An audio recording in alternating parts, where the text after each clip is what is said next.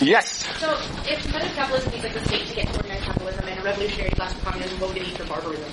Well, I think if competitive capitalism, if in fact these state initiatives don't succeed, or if the ideology continues to get the better of the state in a sense, and the state does not act to organize capitalism, it cannot go back to organized capitalism, because the state fails to constitute itself as the center of this new regulated capitalism, then the whole thing's going to crumble. And if it crumbles, it could go in the direction of communism, if and only if there is a strong working class. If it's not communism, and it's not organized capitalism, then I believe it's something called barbarism. It will be sort of a very chaotic, anarchic, you might say, or repressive fascist regime. That was the nature of fascism in the 1930s, 40s. It was in fact, I mean, I'm not really being fair to fascism, because fascism was actually a form of organized capitalism. The state was actually quite well centered in the organization of the economy. This barbarism, I don't know what it would look like. This is a big question mark. What it would be. Interesting question. Interesting. Well, not too interesting. Yeah. But anyway, the point is, it's neither communism or organized capitalism. Okay? Gone. Right. We have 58 minutes. 7 into 58 goes 8. 8 and a bit. Go. Is that what you said? Go. All right. Let me tell you, I'm going to spend 2 minutes, so that will make it exactly 8 minutes each. I'm going to spend 2 minutes telling you about this piece. This piece is, as I was saying, I think it was written in 1857. It's a summary of Marx and Engels, or Marx's view of history. It is a wonderfully succinct summary that has been the basis of fundamental ideological, scientific, political struggles. What on earth does Marx mean by every word on these 2 pages? We could spend the entire year diagnosing every word, but we'd probably have to go back to the German. But anyway, it's a very succinct statement of the theory, and that's why I like to end with it, and it's been subject to a lot of debate, as we'll see. There are a lot of ambiguities in these 2 pages. This theory that he puts forward is a theory of history, and we call it it's called historical materialism. Historical materialism. That is to say, it's a sort of materialist analysis of history. It's a sort of Marxian analysis of history. A materialist analysis is ultimately in which the economy is the foundational element. Yeah. So it's called historical materialism. And it's a really fascinating 2 pages, which I know you'll know is fascinating because you read it 10 times. Great. And let me say one other thing about these 2 pages. What Marx does, and this is the secret, he spends a lot of time, we haven't read 1/100th of what he's written, but he spends a lot of time in his writings talking about capitalism and a theory that we've expounded over the last 2 weeks. And he does really, his whole emphasis is on the rise and fall of capitalism. And what he does, he takes that theory of capitalism and projects it back into history, projects it back onto previous modes of production, without a lot of empirical basis, without a lot of empirical evidence. So we're not going to examine this theory for its empirical validity at this point. We're going to examine it for its intellectual coherence, its internal coherence. But the most important point, I think, he wants to sort of generalize what he has learnt about capitalism to the whole of history. And the result is a fascinating 2 pages. Okay. All right, you ready? All right, we've got 55 minutes. The first one is simple. Let's read it. Who should read this? Who should read it? Heather. Why don't you read on page 4? Page 4. You see in the middle of that page, M. Guizot? The general result. That's where we begin. Okay, why don't you read from the general result? Read 2 sentences. The general result at which I arrived and which, once won, served as a guiding thread for my studies can be briefly formulated as follows. Sounds like a sort of a PhD student, but anyway, go on. Yes. Yes, the sort of dissertations they write. Go on. Yes. In the social production of their life. In the social production of their life. Men enter into definite relations. Men enter into definite relations. That are indispensable. That are indispensable. And independent. And independent of their will. Beautifully read, Heather. Perfect. You made the sort of the stops in exactly the right place. In the social production of their life, men enter into and women, by the way, men and women enter into definite relations that are indispensable and independent of their will. Relations of production, continue. Which correspond to a definite stage of development of their material productive forces. Right, they enter into relations of production which correspond to a definite stage of development of the material productive forces. What I want to emphasize here is this idea of social relations that are independent and are indispensable and independent of people's will. What is an example of that? Workers. Yes, Jessica. No, sorry. Yes, Jessica. Like race? Race. Yes, that's right. What is race? difficult. But race, you might say that race relations are something that human beings construct, that race is something constructed, and we do not control what race we are. But Marx and Engels are actually not talking about race. They're talking about class. And what's your name? Ariana. Okay. Ariana. Very good. Okay. I better write that up there. Ariana. With an A or an O? With an A. Ariana. Okay. All right. It's the only way I'm going to do this. I reach a plateau. It's like the force of production. They get fettered and my mind gets fettered with names. Yes, Ariana. Okay, yes. Class. Now, let's just take let's take the working class. In what sense do workers enter into relations that are indispensable? Anders. Wage labor. Yes. Why is it indispensable? Why are these relations into which they enter indispensable? They cannot do without them. Jane? If they don't enter into these relations, they can't survive. Absolutely. If workers do not enter into relations with capitalists, do not sell their labor power to some capitalists, they cannot survive because? Ariana, because they don't get a wage. Absolutely. So, one sees why they have to enter into those relations. Those relations are indispensable. But in what sense are those relations independent of their will? Indispensable, but independent of their will. Jason. You don't get to choose the family you're born into. Yes. But what would Marx say? Marx doesn't say a lot about what family you're born into. That's absolutely true. You don't choose the class you belong to. But those relations that the worker enters into are independent of their will. The capital-labor relations, independent of their will. In what sense is it independent of their will? The capital-labor relations, Lauren. It's because they're sort of forced by society to enter into these relationships. And what happens to these relations? What happens to workers that is independent of their will? What happens to workers that is independent of their will? Exploitation, absolutely, is independent of their will. What happens as a result of exploitation to those workers? Well, that's one possibility. That's not what I was looking for, though. That's a very good answer. But no. What happens to those workers as a result of entering into those relations and becoming exploited? What happens to them? What happens to them? Immiseration, very good. And what else happens to them? Dispensable?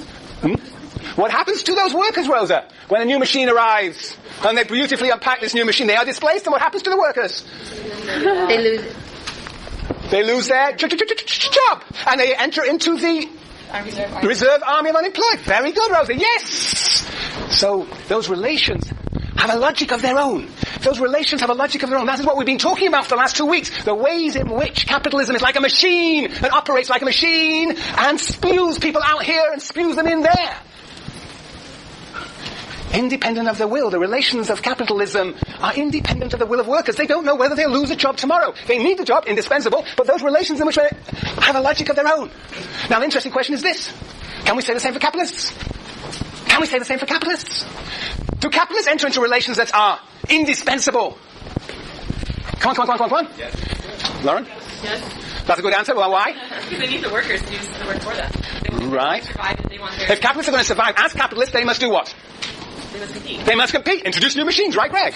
All right, so they themselves have to enter into relations that are indispensable.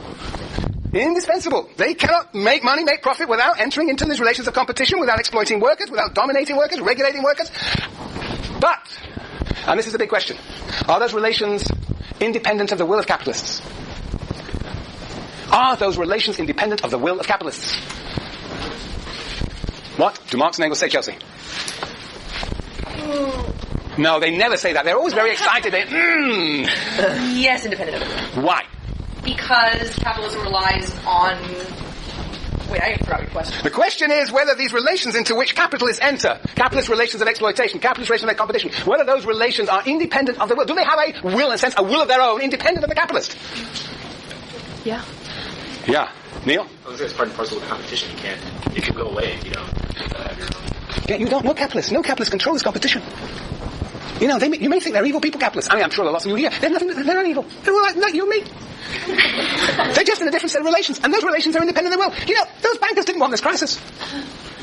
They got into a set of relations that were independent of their will. They themselves had generated a whole system that destroyed them and brought them down. They, poor capitalists, are victim to the very relations which they reproduce. They cannot but enter into new sets of relations with new machines. They have to do it. Competition drives it. There's nothing about capitalism that makes them evil. They, poor capitalists, in fact, capitalists are more pathetic and poor sometimes than workers because they are panicked all the time about what? competition and whether they'll ever make a profit. They're obsessed with this anxiety, poor capitalists. We should take pity on them. Of all the people in the world, the capitalists will most benefit from what? Communism! They don't understand that, of course. Now look, this is very serious. The point is that both capitalists and workers enter into relations that are indispensable. You can't be a capitalist without entering into relations of exploitation and competition.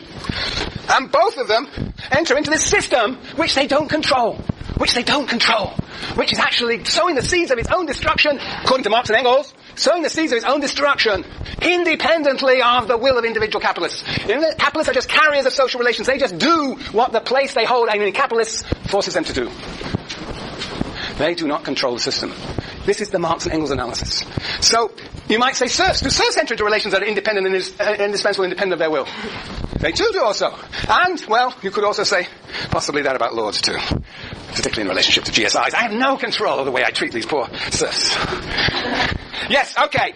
This is the first point. I know it took a long time. It's a very crucial point. Marx and Engels have this idea of social relations that exist in a sense independently of the individuals that carry those social relations. Those social relations have a logic of their own. We have to enter them, and then, of course, we set them in motion in a way that we do not control. Lilia, you had your hand up. And I was going to say, aren't capitalists also indispensable because they also depend on the workers to buy their products in order to survive?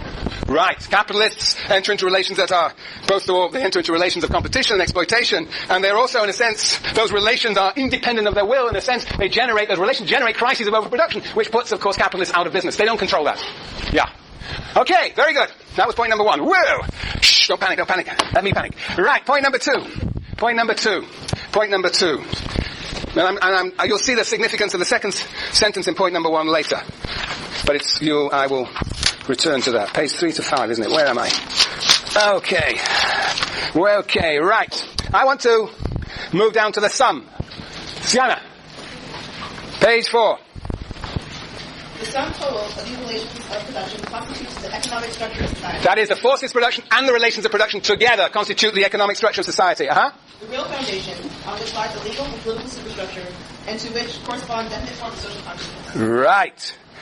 So here's the picture then. Okay, let's do this. Okay, yeah, continue reading. Yeah, very good. The mode of production of material life conditions political and intellectual life process in general. It is not the consciousness of men that determines their being, but on the contrary, their social being that determines their consciousness. Okay, fine. Let's draw a picture. Here is what? This is what we call the base. The base. That's called the economic structure. Okay? And it includes what? The forces of production and the what? Relations of production. That's the economic base, the base. On this, we build what do we build on top of this? This is the foundation for superstructure, the legal and political superstructure. And this legal and political superstructure, in a sense, is the roof which protects the base. And that's, again, the sophisticated Marx and Engels. They realize that the state, in a sense, protects capitalism, protects the economic base. This is the roof. Okay, but we have another part of this. Point number 2 is that the real foundation on which rises legal and political superstructure, and to which correspond, definite forms of social consciousness. Here's social consciousness. That's the way we think about the world. Consciousness. Yes. So, there's a very interesting question, is what on earth is the which referred to here? On which rises a legal and political superstructure, and to which? Well, I think there is a correspondence here. Correspondence. Consciousness corresponds to, so the consciousness of workers, wage laborers, corresponds to their position in the economic structure. So to continue, the mode of production of material life, that's down in the base. Conditions now, the social, political, intellectual life processes. Now we talk about conditions, consciousness. And then finally, it is not the consciousness of men that determines their being, their economic being, but on the contrary, their social being, their economic being, that determines their consciousness. And now we have determines. Interesting set of words. He's saying there's some link here between the economic base, capitalist mode of production, if you will, and to that base corresponds a certain social consciousness, conditions of social